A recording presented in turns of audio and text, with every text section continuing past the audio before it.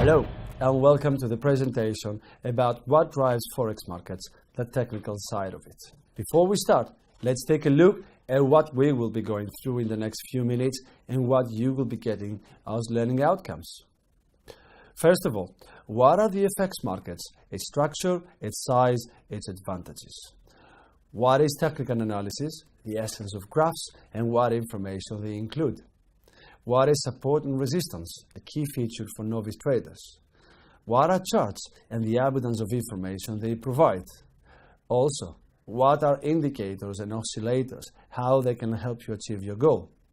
With so many market participants involved in foreign exchange trading, we first need to take a look at what makes FX so interesting and appealing. With so much money, an estimated of over 4 to 5 trillion US dollars traded every single day in the FX markets, there are many ways in which traders make their buy and sell calls. With around 80% of all trade calls being attributed to technical analysis, knowing your technicals is essential when getting the edge trading Forex. It should be noted that currencies are traded in pairs, for example the dollar against the yen or the euro against the dollar. When you buy a currency, you're simultaneously selling its pair. You never just buy or sell a single currency. You're executing just one trade though, but the mechanics involve the simultaneous opposite position in the other currency. If, for instance, you are buying the euro dollar, it means that you are buying the euro and selling the dollar at the same time. The demand for FX pairs is affecting many technical trading aspects. Being a highly liquid market and with the flexibility of 24-hour trading, but also easiness of going long or short, and with the ample use of leverage, it is very much intertwined with technical decisions. All traders use charts and technical analysis. This is something indispensable, as you will find that many major or minor moves can be depicted on a single piece of information, the chart. As per above, it does not explain 100% of your strategy, but it does account for the majority of your trading decisions. The term that has been coined to denote that your decisions are made up of both technical and fundamental analysis, as it is called, is fusion analysis. There are tons of ink being shed in praising the merits of technical analysis. We will try to stick to the basics so you can understand its importance. Once you master those, you will find useful to be on a continuous learning curve. There is a multitude of information regarding technical analysis. Technical analysis revolves around the data that the market provides. Market highs, lows, opens and closes. Once this information is recorded, it is set in stone. It is there for everyone to see. This means that we all have access to the same information. How we interpret this, however, may be different. The important thing to remember with charting, support and resistance, trends and indicators is the self-fulfilling prophecy. If the majority of traders use them in the same way, then the markets are likely to respond. All trading softwares will give you access to the same trading tools. Type of charts, candlesticks, bar charts, point and figure, indicators, oscillators, as well as the tools to identify major support and resistance lines or accumulation and distribution areas. You might already be familiar with the notions of head and shoulders formation, triple bottom, rising wedge, relative strength index, moving average, Bollinger Bands, and the list goes on.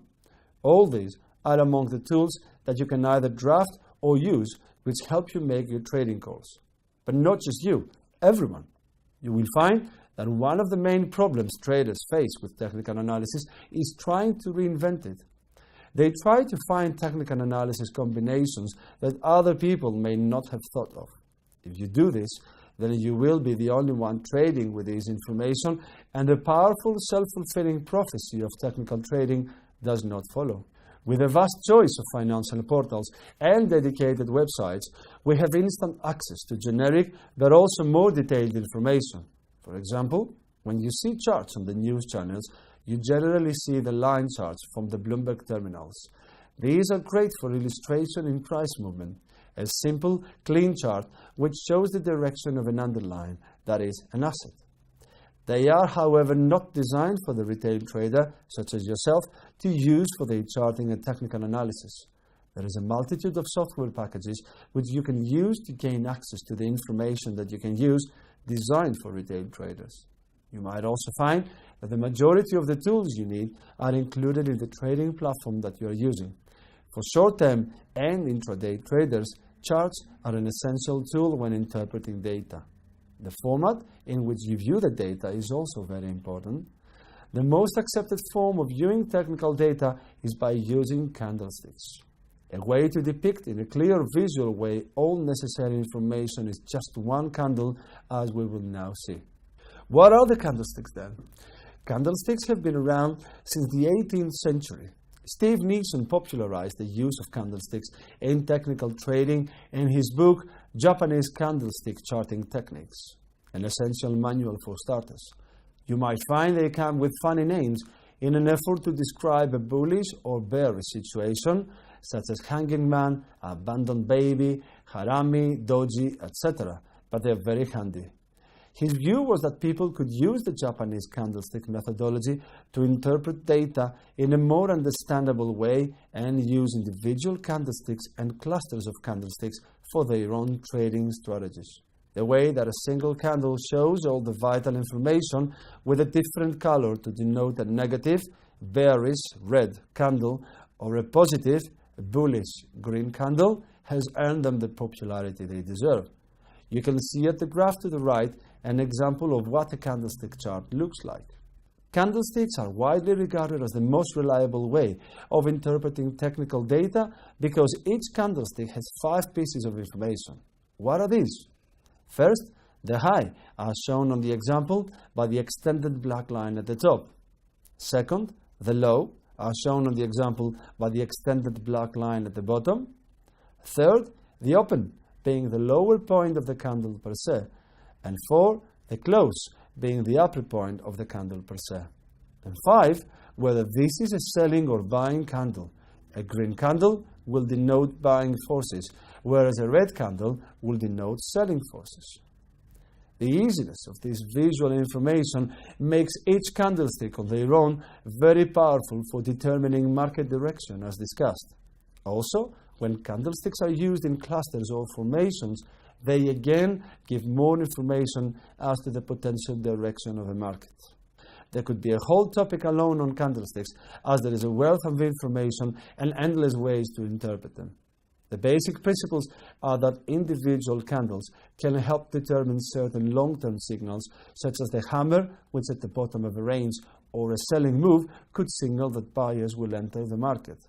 You can see what a hammer looks like with a short body and a long tail in the example to the left.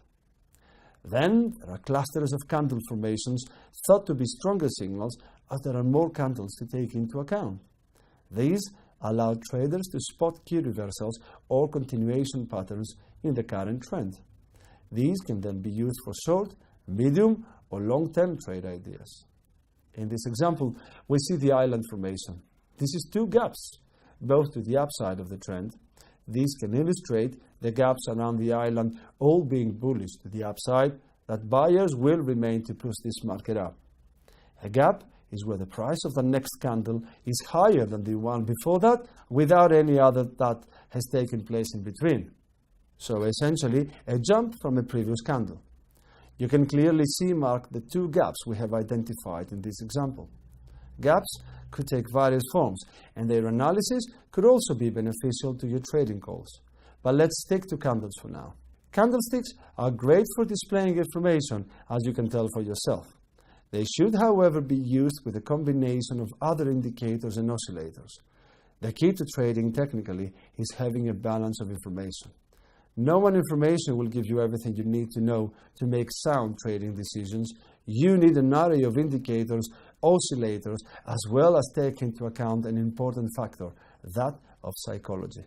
We'll talk about this in more detail in another presentation, but for now, you should keep in mind that it is a vital part of our success, as we are human beings after all, and are supposed to make rational decisions, but we are not. Here is a basic but all the more important notion of technicals, the support and resistance lines. With support and resistance, it is always better to start with the basics. Line of sight is a good way to spot potential support and resistance. This is the process of matching up highs and lows and opens and closes on the candles. If 2 or more points line up, this can be considered support or resistance. Take, for example, the areas marked in light blue frame in the chart provided. You can see that even in the short-term horizon, you can spot several candles clustering around the same area, which will denote either base or topping signals. When a certain level at the bottom is retested, it means that buyers are willing to stake their money in this underline every time it has touched that price. The price then, we say, that it finds a support at that level. The same with resistance. Every time a price hits a certain high level, sellers are willing to offload so that this becomes a tough point to overcome. When used in combination with the other technical tools available, support and resistance lines can give you a powerful message in all time frames. Understand that the art of trading is to spot what is obvious to other traders. This, in essence, is the self-fulfilling prophecy of technical analysis in action. If it looks like it should be support, then it probably will be. Think of support and resistance levels as break or bounce areas as above. Or alternatively, don't categorize them as support or resistance, but as points of interest. This way, you can buy into strength and sell into weakness. In the same example, you can see that the areas we marked served as a good indicator of market direction. With red arrows at the beginning of the movement, you can see that the market bounced from its lower levels of support or increased buying interest and scored higher prices. It then went back and retested the lower prices and yet again bounced upwards until it made a new high and an important break marked in red, which took it to even higher levels. This is a strong signal to be aware of. This gives you an idea of where there have been more buyers than sellers in the case of support and vice versa. Every market will go up and also go down. The art of being a good technical trader is not getting married to an opinion. You should be happy to both buy and sell. The longer-term trend is for investors, not traders. As intraday traders, you only want to capitalize on movement, not the overall direction. Now, let's take a look at what the trend is. The trend is your friend is a popular term used in trading. This is true, but as with everything related to trading, timing is key. When you trade in the very short term, the overall trend is important, but you can make money buying and selling all around the trend, as in this example. You can see more red candles than green, and also what we would say are successive lower highs and lower lows. Although one can easily visualize the overall trend, you can also spot various instances which represent an opportunity against the trend, as we call it. This might very well be true in the short term, as in intraday trading, but also in the longer term. A key point to mention, not all trends are perfect. You can get false breakouts. Nothing in technical analysis is perfect. See the breakout we've drawn here. The trend remained intact for quite a while with falling prices. However, there reached a point where what was acting as a resistance area has now been broken, and prices have started to form higher levels with new candles outside the lines. This might be a temporary breakout where prices revert back to that falling channel, or might well be a start of a new trend, this time on the upside. It is just how markets work.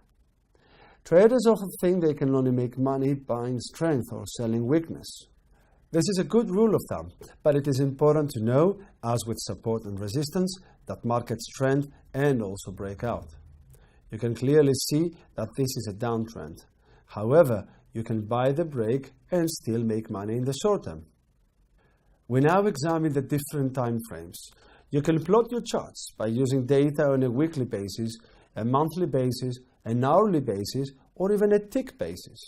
If you want to trade with a trend, then history is your best point of reference. What happened in the past is a good indicator of what can happen in the future. But do please use that as an indicator and not as a certainty. Markets don't exactly repeat themselves, but they certainly do rhyme. If we take the cable, for example, the British pound versus the US dollar, then we can clearly see what happened in the larger time frame, the weekly for instance, and how this follows through to the smaller time frame, daily and hourly. If we are selling on the weekly and daily time frames, what is the logical outcome on the hourly? The trend continues and the sterling moves lower. However, You might also find that in the larger time frames, that is the weekly one in our example, a trend is down, but that in the smaller ones, due to market volatility or short-term news or indeed market noise, the trend is really upwards. The big picture is always a good indicator, but knowing which time frame you are trading requires attention to what short-term positions you will be opening. The euro-dollar, for example, could be heading upwards given Eurozone's financial robustness, but that in the next day or two there are significant pressures on the euro due to an important figure announcement such as jobless claims. Once you master the idea of operating on a multiple time frame logic and are able to spot support and resistance areas, you will then find it useful to add to your analysis what we call indicators and oscillators. It is important to know that indicators and oscillators are part of the same technical analysis family. The indicators appear on the actual candles, such as Bollinger Bands that we have drawn in this example, but you can see the bands narrowing and opening along the different candle formations on the same chart. This is a popular indicator that we are analyzing in a separate video. Indicators can also act as an alert for price action or breakouts. Oscillators, on the other hand, are indicators too. They just work to a scale, 0 to 1 or 1 to 100, depending on the oscillator type. They usually appear outside of the chart, such as in this example. You might have come across with the term stochastic oscillator, for example, ranking among the most popular ones. Bollinger Bands, as per above, are a great example of visual indicators. They appear around candlesticks and show potential levels of support or resistance. They can also be seen as displaying areas where the markets are overbought and oversold by denoting signs of exhaustion or bursting of volatility. Remember the self-fulfilling nature of technical analysis. The majority of the market traders will look at Bollinger Bands. This is because they're based on the moving average. Most traders will use some sort of moving average in their technical trading. See how the Bollinger Bands would have helped you with your short-term trading decision in this example. Marked with a light blue frames are the lower and higher points that you could have taken advantage of. Oscillators also show areas of support and resistance or overbought or oversold territories. These, however, use a scale. In this instance, the RSI, the Relative Strength Index, shows this by standard levels. 70 is overbought and 30 is oversold. 20, 80 are the extremes of these limits, as the RSI very rarely gets as high as 100 or as low as 0. You can see that it rises with the rising candles, but also shows that from the higher levels there has been a falling pattern. One of the common mistakes is that overcomplication of technical analysis. The temptation when using technical analysis is to use everything. This is never a good idea. If you use too many forms of technical analysis, you will get conflicting signals. Keep it simple. Use 3 or 4 combinations of indicators and oscillators. Maybe try Fibonacci, the Relative Strength Index, Bollinger Bands. We are examining those in more detail in separate presentations. Once you have studied and worked with the majority of these indicators and oscillators, you will be able to discard what you feel is a noise to your own trading system and keep only what really helps you. In some cases, this might just be the price action, or a simple indicator such as the moving average and maybe 2 time frames. It really depends on what style will suit you.